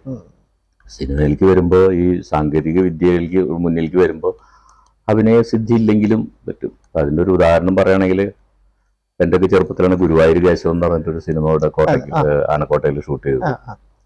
അതില് ടൈറ്റിൽ ക്യാരക്ടർ എന്ന് പറഞ്ഞ ഗുരുവായൂർ കേശവൻ എന്ന് പറഞ്ഞ കേശവൻ പേരുള്ള ഒരു ആനയാണ് നായകൻ എന്നാണ്. ഈ ആന ഏത് ഇൻസ്റ്റിറ്റ്യൂട്ടിൽ പോയി പഠിച്ചു എന്നാണെന്ന് വെച്ച് കഴിഞ്ഞാൽ ഇല്ല. എന്നാൽ ആനയുടെ അഭിനയം കണ്ട് നമ്മളും കരയണു. ആന കരയണപ്പോ നമ്മൾ കരയണം. കുറച്ച് ഗ്ലിസറിൻ കൊണ്ടൊഴിച്ച് കണ്ണിന്റെ ക്ലോസ് ഒക്കെ എടുത്ത് കണ്ണൊന്ന് വെട്ടിക്കുന്ന സമയത്തൊക്കെ എടുത്ത് അത് ആന കരയണ പോലെ നമുക്ക് ഫീൽ ചെയ്യും. അപ്പൊ ആനയല്ല അഭിനയിക്കുന്നതിലെന്നുള്ളത് മറ്റുള്ള സാങ്കേതിക വിദ്യകൾ ഉപയോഗിച്ചിട്ട് നമുക്കൊരു ഇമേജ് ഉണ്ടാക്കി തരികയാണ്. നാടകത്തിൽ അത് പറ്റില്ലല്ലോ. നാടകത്തിൽ നമ്മളുടെ നമ്മളുടെ ആത്മാവാണ് അത് ഏറി കുറഞ്ഞവരിക്കും. അതിനൊരു കേട് പറ്റി കഴിഞ്ഞാൽ നമ്മൾ ദുഃഖിക്കും, അതിന് കയ്യടി കിട്ടി കഴിഞ്ഞാൽ നമ്മൾ സന്തോഷിക്കും. ഇപ്പോഴും സിനിമയിൽ കയ്യടി കിട്ടും നമ്മൾ അറിയുന്നില്ല. പിന്നെയാണ് നമ്മൾ തെറി പറഞ്ഞാലും അറിയുന്നില്ല, കൂവിയാലും അറിയുന്നില്ല, കയ്യടിച്ചാലും അറിയുന്നില്ല. ഇപ്പോഴും നാടകത്തിൽ ചെയ്തിട്ടില്ല അല്ലെങ്കിൽ ചെയ്യണമെന്ന് തോന്നുന്ന കഥാപാത്രങ്ങൾ, അല്ലെങ്കിൽ ഇപ്പൊ മനസ്സിലുണ്ടോ ചേട്ടൻ തന്നെ ഒരുപാട് നാടകങ്ങൾ എഴുതുകയും സംവിധാനം ചെയ്യുകയും ചെയ്തിട്ടുള്ളതാണ്, അങ്ങനത്തെ കഥാപാത്രങ്ങൾ എന്തെങ്കിലും? കർണൻ അത് നമ്മള് കുട്ടിക്കാലത്ത് ശിവാജി ഗണേശന്റെ കർണൻ, അദ്ദേഹം നാടകം കളിച്ചിരുന്നു. അത് പിന്നെ സിനിമയായിരുന്നു. നാടകം നമ്മൾ കാണാറില്ല, സിനിമ കണ്ടിട്ടുണ്ട്. ഒന്ന് കണ്ടോക്കണം. അയ്യോ ശരി. പിന്നെ കർണൻ എന്ന കഥാപാത്രത്തിന്റെ ചില മുഹൂർത്തങ്ങള് വിശേഷിച്ച് കുന്തിയായിട്ട് ഈ യുദ്ധത്തിന്റെ 2 ദിവസം മുമ്പ് അമ്മ കർണന്റെ അടുത്ത് വന്നിട്ട് നീ എന്റെ മകനാണ് എന്ന് പറയുന്ന ഒരു സിറ്റുവേഷൻ, അത് എത്ര നമ്മൾ കേട്ടാലും എത്ര കണ്ടാലും അത് അല്ലാതെ അത് കഥാപ്രസംഗ രൂപത്തിലും സിനിമാ രൂപത്തിലും നാടക രൂപത്തിലൊക്കെ ഉണ്ട്. അത് വല്ലാത്തൊരു കഥാപാത്രം. ഇപ്പോ കുറെ നാളായി ചേട്ടൻ, ഏകദേശം എന്താണ് പറയാ 10-40 കൊല്ലമായിട്ട് ഈ ഒരു ഇൻഡസ്ട്രി അഭിനയം എന്ന് പറയുന്നത്. എത്ര സിനിമ ചെയ്തു അല്ലെങ്കിൽ എത്ര നാടകം ചെയ്തു എന്ന് ഒരു സിനിമ ഞാൻ എഴുതി വെച്ചില്ല, പക്ഷെ വൈഫ് എഴുതി വെച്ചിട്ടുണ്ട്. ഞാൻ സിനിമേനെ നോക്കി കാണുന്നത് അങ്ങനെ ഒരു സെലക്റ്റീവ് ആയിട്ടല്ല. ആര് വിളിച്ചാലും അതിപ്പോ ചെറിയ വേഷമാണെങ്കിലും പോയി ചെയ്യും. നമ്മള് അവിടെ ഒരു അതിന് ബലങ്കതടിയായിട്ട് ഒന്നും വരുന്നില്ല. എനിക്ക് കഥാപാത്രം ഇഷ്ടപ്പെടാതെ, കഥ ഇഷ്ടപ്പെടാതെ, റെവൻട്രേഷൻ കുറഞ്ഞു പോയി, ഇതൊന്നും കാരണമല്ല. ഞാൻ പോയി അഭിനയിക്കും. അതില് പറഞ്ഞ ചിലപ്പോ ചോദിച്ചു തരും, അല്ലെങ്കിൽ ചിലപ്പോ ചോദിക്കാതെ തന്നെ തരും. അതാണ് നമ്മൾ സിനിമയായിട്ടുള്ള ബന്ധം. അപ്പൊ അങ്ങനെ സിനിമകളുടെ എണ്ണം ഒരുപാട് കൂടിപ്പോയി. ചെറിയ വേഷങ്ങളാണെങ്കിൽ പോലും ഒരു 2 വർഷം കൊണ്ടൊക്കെ 100 സിനിമ കടന്നു. 100 സെലിബ്രേറ്റ് ചെയ്തപ്പോ എല്ലാവർക്കും ഭയങ്കര അത്ഭുതമായിരുന്നു. ഇപ്പോ വൈഫ് എഴുതി വെക്കുന്നോണ്ടാണ് നമ്മളിത് അറിയുന്നത്. ഇപ്പൊ ഒരു 300ന്റെ അടുത്തെത്തി, 280 സിനിമ അഭിനയിച്ചു ഞാൻ എന്ന് പറയുമ്പോ ഭയങ്കര അത്ഭുതമാണ്. അത് ലാൽ ജോസ് അന്ന് പറഞ്ഞു, പുറത്ത് പറയരുത്, കണ്ണു വെച്ചിട്ടുള്ള രീതിയിൽ. കാരണം അത് ആർക്കും സാധ്യമല്ല എന്ന് പറയുന്നത്. ഇത് സാധ്യമായത് എന്തുകൊണ്ടാണെന്ന് വെച്ചാൽ ഞാൻ നേരത്തെ പറഞ്ഞ കാരണങ്ങൾ കൊണ്ടാണ്. സിനിമയിൽ പോവാനും പോവാതിരിക്കാനും എനിക്ക് പ്രത്യേക കാരണങ്ങളില്ല. അവർ വിളിക്കുന്നു, ഞാൻ പോകുന്നു, ചെയ്യുന്നു, പോരുന്നു. പക്ഷെ ആന്റി സോഷ്യൽ ആവരുത് എന്നുള്ളൊരു അഭ്യർത്ഥന മാത്രമേ ഉള്ളൂ. നമ്മൾ ചെയ്യുന്ന കഥാപാത്രം ഒരു ചെയ്യുന്ന അതാവാൻ വഴിയില്ല. കാരണം സിനിമക്ക് അങ്ങനെയാണല്ലോ വരുന്നത്. ഇപ്പം അങ്ങനെ ഇപ്പൊ ചേട്ടൻ സത്യം പറയുകയാണെങ്കിൽ ഇപ്പൊ ലാൽ ജോസ് തൊട്ട് വളരെ റീസെന്റ് ആയിട്ടുള്ള പുതിയ പിള്ളേര് വരെയുള്ള ഡയറക്ടർമാരുടെ കൂടെ ചേട്ടൻ വർക്ക് ചെയ്തിട്ടുണ്ട്. അപ്പം ഇവര് വന്നിട്ട് ചേട്ടൻ്റെ അടുത്ത് മൊത്തം കഥ പറയോ അല്ലെങ്കിൽ ക്യാരക്ടറിനെ കുറിച്ചാണോ പറയുക? അപ്പം എന്താണ് ചേട്ടൻ അത് സെലക്ട് ചെയ്യാനുള്ള ഒരു? പലപ്പോഴും സിനിമയ്ക്ക് മുമ്പായിട്ട് സ്ക്രിപ്റ്റ് വായിക്കണം എന്നൊക്കെ പറയുമ്പോൾ ഞാൻ വേണ്ടെന്ന് പറയുള്ളൂ. കാരണം സ്ക്രിപ്റ്റ് വായിച്ചാലും എനിക്ക് അതിലൊന്നും ഇടപെടാൻ പറ്റില്ല. ഞാൻ നേരത്തെ പറഞ്ഞത് തന്നെയാണ്, സിനിമ നടന്റെയോ അല്ലെങ്കിൽ നടിയുടെ അല്ല എന്ന് പറയുന്നിടത്താണ് അത് നിൽക്കുന്നത്. അപ്പൊ ഞാൻ സ്ക്രിപ്റ്റ് വായിച്ചിട്ട് വലിയ കാര്യമൊന്നുമില്ല. എനിക്ക് ആ ഡയലോഗ് മാറ്റണം എന്ന് പറയാൻ അധികാരമില്ലാത്തടത്തോളം കാലം ഞാൻ എന്തിനാ വായിക്കുന്നത് എന്തിനാ? നമുക്ക് പറ്റാത്ത വല്ലതും. അപ്പൊ അവര് ഒരു എഴുത്തുകാരനെ എഴുതി വെച്ചിട്ടുള്ള ടെക്സ്റ്റ് ഉണ്ട്. അതിൽ നിന്നുകൊണ്ട് നമ്മളുടെ കഥാപാത്രത്തിന് ചെറിയ ചെറിയ മാറ്റങ്ങളൊക്കെ നമ്മൾ പറയുമ്പോൾ വരും. അത് അവര് സമ്മതിക്കാറുണ്ട്. അതും പാടില്ല തീർച്ചയായും. ഇപ്പൊ പലരും പറയാറുള്ളത് അത് സാറിന്റെ ഇഷ്ടത്തിന് പറഞ്ഞോളൂ എന്ന് പറയുന്ന ഒരു അവസ്ഥയിലേക്ക് എത്തിയിട്ടുണ്ട്. ഞാൻ അതിന് വെയിറ്റ് ചെയ്തിട്ടില്ല. അപ്പൊ പലപ്പോഴും അത് അങ്ങനെയല്ല സാർ, ഇതിങ്ങനെ അങ്ങനെയല്ല. അപ്പൊ നമുക്ക് അത് പറയാൻ പറ്റുന്ന എന്താ വെച്ചാൽ നമ്മൾ ആ കഥാപാത്രം ഉൾക്കൊണ്ട് കഴിഞ്ഞാൽ ആ കഥാപാത്രത്തിന് പറ്റുന്നതേ പറയാൻ പറ്റുള്ളൂ. എഴുത്തുകാരനെ സംബന്ധിച്ചിടത്തോളം എല്ലാ കഥാപാത്രങ്ങൾക്കും എഴുതുന്ന പോലെ അങ്ങോട്ട് എഴുതിപ്പെട്ടു. വളരെ അപൂർവം എഴുത്തുകാർ മാത്രമേ കഥാപാത്രങ്ങളെ വേർതിരിച്ച് എഴുതട്ടോ. മറ്റത് കളക്ടർ പറയണതും മീൻ കച്ചവടക്കാരൻ പറയണതും ഒക്കെ ഒരേ ശൈലിയിൽ തന്നെ എഴുതി വെച്ചു പോകും. അപ്പൊ അത് വേർതിരിച്ചെടുക്കേണ്ടത് നമ്മൾ നടനാണ്. അപ്പൊ അതിന് ചെറുങ്ങനെ ആക്കിക്കോട്ടെ, അവിടെ നിന്ന് പറ്റിയിട്ട് ഇങ്ങോട്ട് മാറ്റിക്കോട്ടെ എന്നൊക്കെ പറയുമ്പോൾ അവർ സമ്മതിക്കാറുണ്ട്. അത്ര തന്നെ ഉള്ളൂ. ഈ കഥ കേട്ട് കഴിഞ്ഞാലും ഇപ്പോ സിനിമയ്ക്ക് ഷൂട്ടിങ്ങിന് മുമ്പ് 1 മാസം മുമ്പ് 2 മാസം മുമ്പ് കഥ കേട്ട് കഴിഞ്ഞാൽ ഞാൻ മറക്കും. പിന്നെ അവിടെ ചെല്ലുമ്പോ അസോസിയേറ്റ് അല്ലെങ്കിൽ ഡയറക്ടർ നേരിട്ട് വന്നിട്ട് ഇന്നതാണ് കഥ, ഇന്നതാണ് സിറ്റുവേഷൻ, എനിക്ക് അത്രയും കിട്ടിയാൽ മതി. ഇന്ന സിറ്റുവേഷൻ, ഇന്ന കഥ, ഇന്ന കഥാപാത്രം. അപ്പോൾ നമ്മൾ മനസ്സിലാക്കേണ്ടത് എന്താ വെച്ചാല്, ഒരു ഷോട്ട് വെച്ച് കഴിഞ്ഞാൽ ആ ഷോട്ടിൽ നമ്മൾ നിൽക്കുമ്പോൾ നമ്മൾക്ക് അടുത്ത് നിൽക്കുന്നവരാരാണ്, ഞാൻ കോൺവെർസേഷൻ നടത്തുന്ന എന്റെ എതിരെ നിൽക്കുന്ന കഥാപാത്രം ആരാണ്, ആ കഥാപാത്രം ഞാനും തമ്മിലുള്ള ബന്ധം എന്താണ്, അപ്പോഴത്തെ എന്റെ മാനസിക അവസ്ഥ എന്താണ്, അതിന്റെ പശ്ചാത്തലം എന്താണ്, ഇത്രയും മനസ്സിലാക്കി കഴിഞ്ഞാൽ അഭിനയിക്കാനായിട്ട് ഇത് പറ്റും. ഇപ്പം പ്രാഞ്ചേട്ടനത്തെ മാഷാണെന്നുണ്ടെന്നുണ്ടെങ്കിലും അതല്ലാന്നുണ്ടെങ്കിലും എനിക്ക് സത്യം പറയുകയാണെങ്കിൽ ചേട്ടന്റെ 3 വ്യത്യസ്ത കഥാപാത്രങ്ങൾ ഭയങ്കര ഇഷ്ടമുള്ളതാണ്. ഒന്ന് ഈ പ്രാഞ്ചേട്ടനത്തെ മാഷ്, തനി നാടനായിട്ടുള്ള, അതായത് തന്റെ തൃശ്ശൂരുകാരനായിട്ടുള്ള, നമുക്കൊക്കെ, കാരണം ഞാൻ തൃശ്ശൂർ മോഡൽ ബസ്സിൽ പഠിച്ചപ്പോൾ നമുക്കൊക്കെ റിലേറ്റ് ചെയ്യാൻ പറ്റുന്ന ഒരു മാഷാണ് നമ്മുടെ മാഷുമാർ. പിന്നെ എന്ന് പറഞ്ഞു കഴിഞ്ഞാല് മേടയിൽ ആശാൻ, അതിലേക്ക് ഒരു ചോദ്യം ഞാൻ ചോദിക്കുന്നുണ്ട്. അപ്പം അതുപോലെ തന്നെ സ്വപ്നസഞ്ചാരി എന്ന് പറയുന്ന സിനിമയിലത്തെ സുനിൽ സുഗതി കൂടിയായിട്ടുള്ള ഒരു സിനിമ, ജയറാമും ചേട്ടൻ ബാങ്ക് സുനിലും, അതെ ഇതായിരുന്നു. അപ്പം ചേട്ടന്റെ ഒരു ചോദ്യം എന്താണെന്ന് വെച്ച് കഴിഞ്ഞാൽ, ചേട്ടന്റെ പല സിനിമകളാണ്. അപ്പം സുനിൽ സുഗതിയും കൂടെ ചേട്ടന്റെ ഒരു കോ ആക്ടർ ആയിട്ടുണ്ടെന്നുണ്ടെന്നുണ്ടെങ്കിൽ നിങ്ങൾ തമ്മിലുള്ള ഒരു ആരോഗ്യപരമായിട്ടുള്ള ഒരു മത്സരം ഉണ്ടല്ലോ അഭിനയത്തിന്.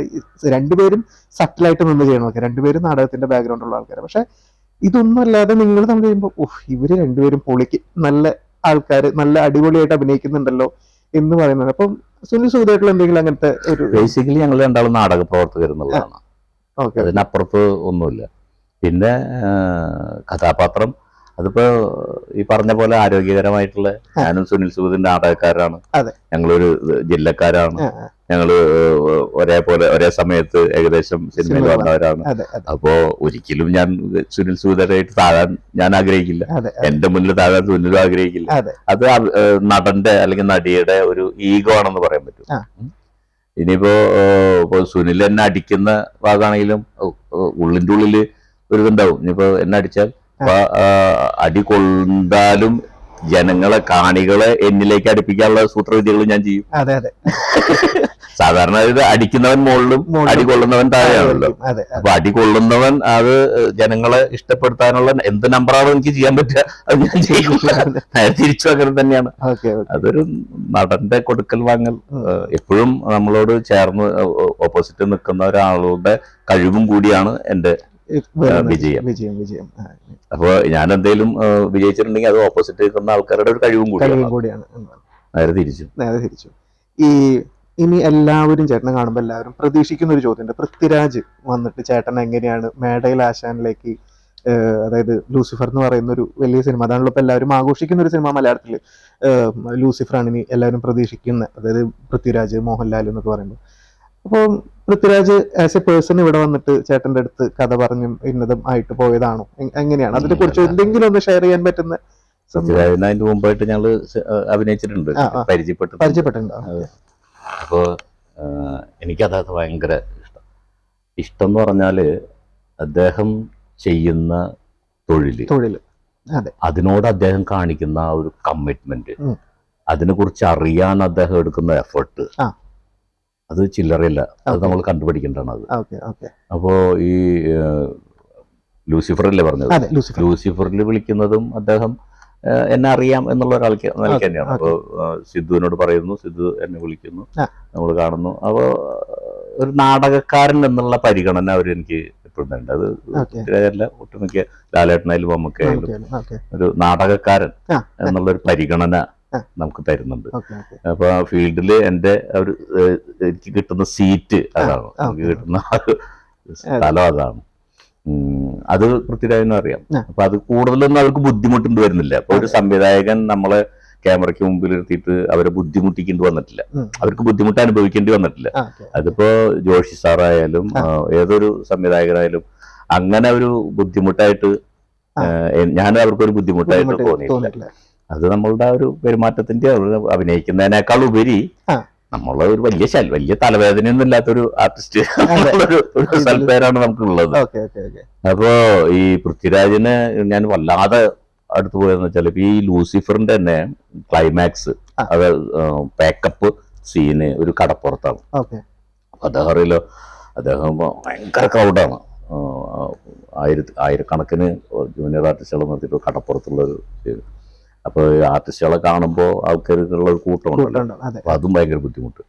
അപ്പൊ പാക്കപ്പ് പറയലും വണ്ടിയിൽ ഓടിക്കേറുക, സ്ഥലം വിടുക, അല്ലെങ്കിൽ ജനങ്ങളും പറഞ്ഞ് പൊതിഞ്ഞതാണ്. അപ്പൊ ആ പാക്കപ്പ് പറയുന്നതോട്ട് ഞാൻ എൻ്റെ വണ്ടിയിൽ കയറിപ്പോയി, പൃഥ്വിരാജിന്റെ വണ്ടിയിൽ പോയി അങ്ങോട്ട് പോയി. അപ്പൊ ഞാൻ യാത്ര ചെയ്തുകൊണ്ട് വരുന്ന നേരത്ത് ഒരു കോള്, പൃഥ്വിരാജ ആദ്യമായിട്ടാണ് ഞങ്ങൾ ഫോണിൽ കൂടെ സംസാരിക്കുന്നത്. ഞാനാണ് പൃഥ്വിരാജ്. അപ്പോൾ എൻ്റെ ഒരു ആദ്യത്തെ പടത്തിൽ ചെറിയ വേഷമാണെങ്കിലും ഒന്ന് ചെയ്തു തന്നതിന് വളരെ താങ്ക്സ് ഉണ്ട്. താങ്ക്സ് പറയാൻ വേണ്ടി വിളിക്കുകയാണ്, ഒരു കാര്യമില്ല. അപ്പൊ എല്ലാവരും വിളിച്ചിട്ടുണ്ടായിരിക്കാം. അപ്പൊ അയാളുടെ ആ ഒരു മനസ്സാണ്.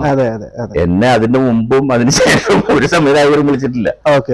താങ്ക്സ് പറയാനായിട്ട് വിളിക്കുകയാണ്. അത് അയാളുടെ ഒരു സിനിമ. നമ്മള് കാശ് വാങ്ങിയിട്ടാണ് നമ്മൾ അഭിനയിക്കാൻ പോകുന്നത്. എനിക്ക് പൈസ, മാന്യമായിട്ടുള്ള പൈസ തന്നിട്ടുണ്ട്. എന്നാലും അദ്ദേഹത്തിന്റെ ആ ഒരു നന്ദി പ്രകടനം അത് മറക്കില്ലേ. നമുക്ക് വളരെ സ്നേഹത്തോട് ശേഷം ഇപ്പൊ ഈ സിദ്ധു ഇപ്പൊ കഴിഞ്ഞ മാസം വിളിച്ചിട്ടുണ്ടായിരുന്നു തന്നെ. ഇന്ന് വൈകിട്ട് 4 മണിക്ക് പൃഥ്വിരാജ് വിളിക്കും. അപ്പൊ തിരക്കുണ്ടാവോ, ഫോൺ എടുക്കാൻ, എന്റെ അപ്പോയിന്റ്മെന്റ് എടുക്കാൻ പൃഥ്വിരാജിനെ പോലുള്ള ഒരാള് അപ്പോയിന്റ്മെന്റ് എടുക്കുകയാണ്. ഞാൻ തിരിച്ചു പോയി. പക്ഷെ അത് വിളിച്ചില്ല. പിന്നെ തിരക്കില് എന്നോട് വിവരം അറിയിച്ചു. അപ്പൊ അത് ജാനുവരിയിലൊക്കെ ഉള്ളതുകൊണ്ട് ഇതിന്റെ സെക്കൻഡ് പാർട്ട് എമ്പുരാൻ, അപ്പൊ ഉണ്ടാവണം എന്നൊക്കെ പറഞ്ഞിട്ട് വിളിക്കണം. അല്ലാത്തൊരു അയാളുടെ സിനിമയെ കുറിച്ചിട്ടുള്ള അറിവ് കൊതിയാവും നമുക്ക്. കൊതിയാവും. അതെ. ആ സ്ക്രിപ്റ്റ് മുഴുവൻ കാണാപാഠം. ഒരു സ്ക്രിപ്റ്റ് നോക്കേണ്ട, ഡയലോഗ് നോക്കേണ്ട കാര്യമില്ല, എല്ലാ ഡയലോഗും കാണാപാഠം. ഓരോ ഷോട്ടും വളരെ വ്യക്തമായിട്ട് സ്പഷ്ടമായിട്ട് അദ്ദേഹം മനസ്സിൽ കൊണ്ടുവരുമെന്ന് അതവിടെ ചെയ്യാം. ഒരാൾക്കും ഒരു കൺഫ്യൂഷനും ഇല്ല. അല്ലാത്തൊരു കാര്യം. ഇതിലിപ്പം ഈ നേരത്തെ നാടകത്തിന് ചോദിച്ച പോലെ തന്നെ സിനിമയില് ചേട്ടൻ ചെയ്തിട്ടുള്ള കഥാപാത്രങ്ങളിൽ മനസ്സിനോട് അടുത്ത് നിൽക്കുന്ന കഥാപാത്രം ഏതെങ്കിലും സിനിമയിൽ ചെയ്യണം. നാടകത്തിന് ചേട്ടൻ ഒരുപാട് പറയണം, അപ്പൊ സിനിമയിലും കൂടെ എന്നുള്ളതിനെ കുറിച്ച്. സിനിമയിൽ സത്യത്തില് പറഞ്ഞത് മോശമായിരിക്കും ചിലപ്പോ. ഇപ്പൊ ഞാൻ അറബിക്കഥ ചെയ്തു. അറബിക്കഥയിലെ സഖാവ് കരുണൻ ഗംഭീരമായി അതാണ് പറഞ്ഞിട്ട്, പക്ഷെ എനിക്കത് അങ്ങോട്ട് ഒരു നടൻ ചെയ്യാൻ ആഗ്രഹിക്കുന്ന, അതിന്റെ നടന് ചെയ്യാൻ പറ്റുന്നതിന്റെ അവസ്ഥയെന്നുള്ള ഒരു ക്യാരക്ടറൊന്നല്ല അത്. എല്ലാവർക്കും ഇഷ്ടപ്പെട്ടു, എല്ലാവരും നന്ദി പറയണു, ഞാൻ തിരിച്ചും നന്ദി പറയുന്നു. പക്ഷെ എനിക്ക് അങ്ങനെ തൃപ്തിയായിട്ട് ഒരു ക്യാരക്ടർ കിട്ടിയിട്ടില്ല. എന്തുകൊണ്ടാന്നറിയില്ല. കിട്ടുമായിരിക്കാം. കിട്ടിയ അതോടുകൂടി അവസാനിപ്പിക്കണമെന്നുണ്ട് എനിക്ക്. ഒരു നല്ല ക്യാരക്ടർ ചെയ്തിട്ട് അവസാനിപ്പിക്കണം. സത്യം പറഞ്ഞ സിനിമ ആയിട്ട് പറയുമ്പോ എങ്ങനെയത് ജനങ്ങൾ എടുക്കാന്നറിയില്ല. മാനസികമായിട്ട് പൊരുത്തപ്പെടാൻ പറ്റിയിട്ടില്ല. അതൊരു പക്ഷെ പിന്നിൽ നാടകം ഇങ്ങനെ പിന്നോട്ട് വലിക്കുന്നോണ്ടായിരിക്കാമെന്ന് തോന്നുന്നു. അങ്ങനെ പറയാൻ പാടില്ല ശരിക്കും. സിനിമയിൽ നിന്നുകൊണ്ട് അങ്ങനെ പറയാൻ പാടില്ല. എന്നാലും നമ്മള് തുറന്നു പറയുകയാണെങ്കിൽ സിനിമ മാനസികമായിട്ട് എനിക്ക് ഇഷ്ടപ്പെട്ടില്ല. എനിക്ക് സാമ്പത്തികം തരുന്നുണ്ട്, ജീവിതം രീതി മാറിയിട്ടുണ്ടെങ്കിലും മാനസികമായിട്ട് നമുക്കൊരു നാടകം തരുന്ന സന്തോഷം സിനിമ എനിക്ക് തന്നിട്ടില്ല. എവിടെയെങ്കിലും ഒരു ക്യാരക്ടർ നല്ല രീതിയിൽ ചെയ്യാൻ പറ്റുകയാണെങ്കിൽ നല്ലതായിരിക്കും അല്ലേ? സിനിമയിൽ നല്ല നല്ല ക്യാരക്ടർ ഇപ്പോഴും നമ്മളെ മനസ്സിലിരിക്കുന്ന എത്രയോ നല്ല ക്യാരക്ടർ മറ്റുള്ളവർ ചെയ്തു വെച്ച ക്യാരക്ടറുകൾ ഇപ്പോഴും നമ്മളെ മനസ്സിലിരിക്കുന്നില്ല. അതേപോലെ എല്ലാ കാലത്തും മനസ്സിലിരിക്കാവുന്ന ഒരു ക്യാരക്ടർ കിട്ടണമെന്നാണ് നമ്മൾ ആഗ്രഹം. ഈ സിനിമയിലും അല്ലെങ്കിൽ ഇപ്പം ചേട്ടനിപ്പം എന്താ പറയാ, ഈ അറബിക്കഥ ഇറങ്ങുന്നത് 2007 8 ആ ഒരു ടൈമിൽ. അപ്പൊ ഏകദേശം ഒരു 10-17 കൊല്ലം അല്ലെങ്കിൽ 18 കൊല്ലമായി സിനിമയിൽ തന്നെ സജീവമായിട്ട് എന്ന് പറയുന്നത്. അന്നത്തെ ഒരു തിരക്കഥാ രീതിയിലല്ലോ ഇന്ന് എത്തി നിൽക്കുന്ന സമയത്തേക്ക്. അതായത് മാസ സിനിമകളുണ്ട്, ജീവിതത്തോട് ചേർന്ന് നിൽക്കുന്ന സിനിമകളുണ്ട്, പല ഇതുണ്ട്. അപ്പൊ ഈ ഒരു മാറ്റം എങ്ങനെയാണ് ചേട്ടൻ സിനിമയായിട്ട് ബന്ധപ്പെട്ടിട്ട് നോക്കിക്കാണുന്നത്? അതുപോലെ തന്നെ നാടകമാണെങ്കിലും നാടകം പണ്ടത്തെ പോലെയല്ലോ, ഇന്നും ഒരുപാട് മാറി നാടകം. ആൾക്കാരുടെ കാണുന്ന കാഴ്ചപ്പാടുകളും ഉള്ള രീതിയിലൊക്കെ മാറ്റങ്ങൾ വന്നിട്ടുണ്ട്. അപ്പൊ അതെങ്ങനെയാണ് ഒരു ഞാന് തുടക്കത്തിൽ നമ്മള് ഫിലിം ഉപയോഗിക്കുന്ന ക്യാമറയില് അന്നൊക്കെ അങ്ങനെ ഈ ഡിജിറ്റലിലേക്ക് കടന്ന ഒരു സമയമാണ്. എന്നാലും ഫിലിമിലും അഭിനയിച്ചിട്ടുണ്ട് ഞാൻ. ഇപ്പോഴും നമ്മൾ ഫിലിം അടുത്ത ഫിലിം പ്രയോഗം ഉണ്ടെങ്കിലും ഫിലിം ഉപയോഗിക്കുന്നില്ല. ഡിജിറ്റലൈസ് ചെയ്തു. ഈ ഡിജിറ്റൽ ആയതിനു ശേഷം വന്നിട്ടുള്ള ഒരുപാട് മാറ്റങ്ങളുണ്ട്. അപ്പൊ അത് നമ്മളത് പൊരുത്തപ്പെട്ടു പോകുക എന്നുള്ളതന്നെ ഉള്ളൂ. ഈ സിനിമയ്ക്ക് ഒരു രഹസ്യം ഉണ്ടായിരുന്നു, രഹസ്യ സ്വഭാവം ഉണ്ടായിരുന്നു. അതിന്റെ സാങ്കേതികതയ്ക്ക്, അതിൽ കാണിക്കുന്ന ഗിമിക്സിന്, അതിനൊക്കെ ഒരു രഹസ്യം ഉണ്ടായിരുന്നു. ഇപ്പൊ പ്രേം നസീർ ബിൽഡിങ്ങിന്റെ മുകളിൽ നിന്ന് ചാടുന്നത് എങ്ങനെയാണ് നമ്മളിങ്ങനെ പിന്നീട് നമുക്കത് മനസ്സിലായിട്ടുണ്ടായിരിക്കാം. പക്ഷെ ആ രഹസ്യങ്ങളാണ് സിനിമയെ ഒരു താരപരിവേഷത്തിൽ നിർത്തിയിട്ടുണ്ടായിരുന്നു. സിനിമയും സിനിമാ പ്രവർത്തകരെയൊക്കെ താരങ്ങൾ എന്നുള്ള ഒരു, നമുക്ക് എത്തിപ്പിടിക്കാൻ, നമുക്ക് ചെയ്യാൻ പറ്റാത്ത കാര്യങ്ങൾ, നമുക്ക് മനസ്സിലാക്കാൻ പറ്റാത്ത കാര്യങ്ങൾ, അത് നമ്മളൊന്ന് വിട്ട് ഒരു പ്രത്യേക കഴിവുള്ള ഒരു സ്വഭാവം സിനിമയ്ക്ക് ഉണ്ടാക്കിയിട്ടുണ്ടായിരുന്നു. താരങ്ങളൊക്കെ ആയിരുന്നു. അത് ഈ രഹസ്യ സ്വഭാവമാണ്. ഈ ഡിജിറ്റലായി വന്നോട് കൂടിയിട്ട് മൊബൈലിലും ഷൂട്ട് ചെയ്യാൻ പറയും. ഇതിന്റെ ഗിമിക്സ് മൊത്തം പൊട്ടിപ്പോയി. ഇതിന്റെ രഹസ്യ സ്വഭാവങ്ങൾ മൊത്തം പോയി. രഹസ്യമില്ല ഇപ്പൊ. അപ്പൊ എന്തെങ്കിലും ഒരു ഗിമിക്സ് കാണിച്ചു കഴിഞ്ഞാൽ ഈ ചെറിയ കുട്ടി പറയും അത് ഇന്നതാണ് മറ്റേതാണ്, എന്റെ മൊബൈലിൽ ഞാൻ അതിനൊക്കെ ഭംഗിയായിട്ട് ഞാൻ വേണമെങ്കിൽ ചെയ്തുതരാം എന്ന് പറയുന്നിടത്തേക്ക് എത്തിയിട്ടുണ്ട്. അപ്പോ ആർക്കും സിനിമ പിടിക്കാം എന്നുള്ളൊരു നിലപാട്. അതുകൊണ്ട് തന്നെ ഈ താരപരിവേഷം ഇപ്പോഴും ഇങ്ങനെ നിൽക്കുന്നത് ഞാൻ അത്ഭുതത്തോടു കൂടി നോക്കണത്. ഇപ്പോഴും എങ്ങനെയാണ് നിൽക്കുന്നുള്ളത്. അത് നിർത്താൻ വേണ്ടിയിട്ടായിരിക്കും ചിലപ്പോ ഒരു ഫാൻസുകള് ഈ ഫാൻസുകളോട് ഇല്ലെങ്കിലത്തെ ഒരു അവസ്ഥ ആലോചിച്ച് നോക്കൂ. സത്യം. നേരെ മറിച്ച് ഒരു നാടകം, ഈ നാടകത്തിനേക്കാൾ താഴെ വരും സിനിമ. ഇപ്പൊ താങ്ങി നിർത്തുന്നത് ഫാൻസുകളാണ് തോന്നുന്നത്. താരപരിവേഷം താരപരിവേഷം പോയി, സിനിമയുടെ പോയി, സിനിമ എന്ന കലയുടെ ആ ഒരു താരപരിവേഷം പോയി. അത് ഈ ഡിജിറ്റലൈസ് ആയതിനു ശേഷമാണ്. അങ്ങനെ വരുമ്പോ ആർക്കും എനിക്കും വേണമെങ്കിൽ സിനിമ എടുക്കാം. നേരത്തെ പറ്റുമായിരുന്ന ഇല്ല. ഇത് ഫിലിമില് ഷൂട്ട് ചെയ്യുന്ന സമയത്ത് ഇതിന്റെ ദൈവിക പരിവേഷം വന്നത് തന്നെ ഭയങ്കര ദൈവത്തിനെ വിളിച്ച് ഫോട്ടോ വെച്ച് നാളികേരം വെച്ച് പൂജിച്ച് ഒക്കെ അത് ചെയ്യാൻ കാരണം എന്താണെന്ന് വെച്ചാൽ അതൊരു വിശ്വാസത്തിന്റെ പുറത്തായിരുന്നു. അത് ആ ക്യാബിനില് നമ്മൾ ഇത്രയും കഷ്ടപ്പെട്ട് ഷൂട്ട് ചെയ്ത സാധനം അതിൽ പതിഞ്ഞിട്ടുണ്ടോ ഇല്ലയോ എന്നറിയണമെങ്കിൽ അത് മദ്രാസില് ലാബിൽ പോയി അത് വാഷ് ചെയ്ത് അതിന്റെ നെഗറ്റീവ് കണ്ടാലേ ഷൂട്ട് ചെയ്തതിൽ പതിഞ്ഞുണ്ട് എന്ന് മനസ്സിലാക്കാൻ പറ്റുള്ളൂ. അപ്പൊ അതൊരു വിശ്വാസമാണ്, വല്ലാത്തൊരു വിശ്വാസത്തിന്റെ പുറത്താണ് പോയിരുന്നത്. അതുകൊണ്ട് തന്നെ ആയിരിക്കണം ഈ ഒരു ദൈവിക പൂജയും കാര്യങ്ങളൊക്കെ ക്യാമറയ്ക്ക് മുമ്പ് ചെയ്തുകൊണ്ടിരുന്നത്. ഇപ്പൊ അതിന്റെ ആവശ്യമില്ലാതെ തോന്നുന്നു എനിക്ക്. ഇപ്പോഴും ചെയ്യുന്നുണ്ട്, അതനുവർത്തിച്ച് പോരുന്നുണ്ട്. ഇപ്പോഴും അതിന്റെ ആവശ്യമില്ലാതെ തോന്നുന്നു. ഇപ്പോ എഡിറ്റിംഗ് ടേബിളൊക്കെ പറഞ്ഞ നമ്മള് ചിത്രാഞ്ജലിയിലൊക്കെ പോയി കഴിഞ്ഞാൽ ഒരു ടേബിള് അതില് ദൈവങ്ങളുടെ ഫോട്ടോ ഇതൊക്കെ വെച്ച് ഭയങ്കര ഭക്തിയാദരപൂർവ്വമൊക്കെയാണ് അത് ചെയ്തിരുന്നത്. അത് ഇന്നിപ്പോ എഡിറ്റിംഗ് എന്ന് പറഞ്ഞാൽ ഈ വീഡിയോ ഇറക്കുന്ന പെണ്ണുങ്ങൾ മുറം കൊണ്ട് നടക്കുന്ന പോലെ അല്ലേ, മടിയിൽ വെച്ച് അത് അപ്പോഴേക്കപ്പം എഡിറ്റ് ചെയ്ത്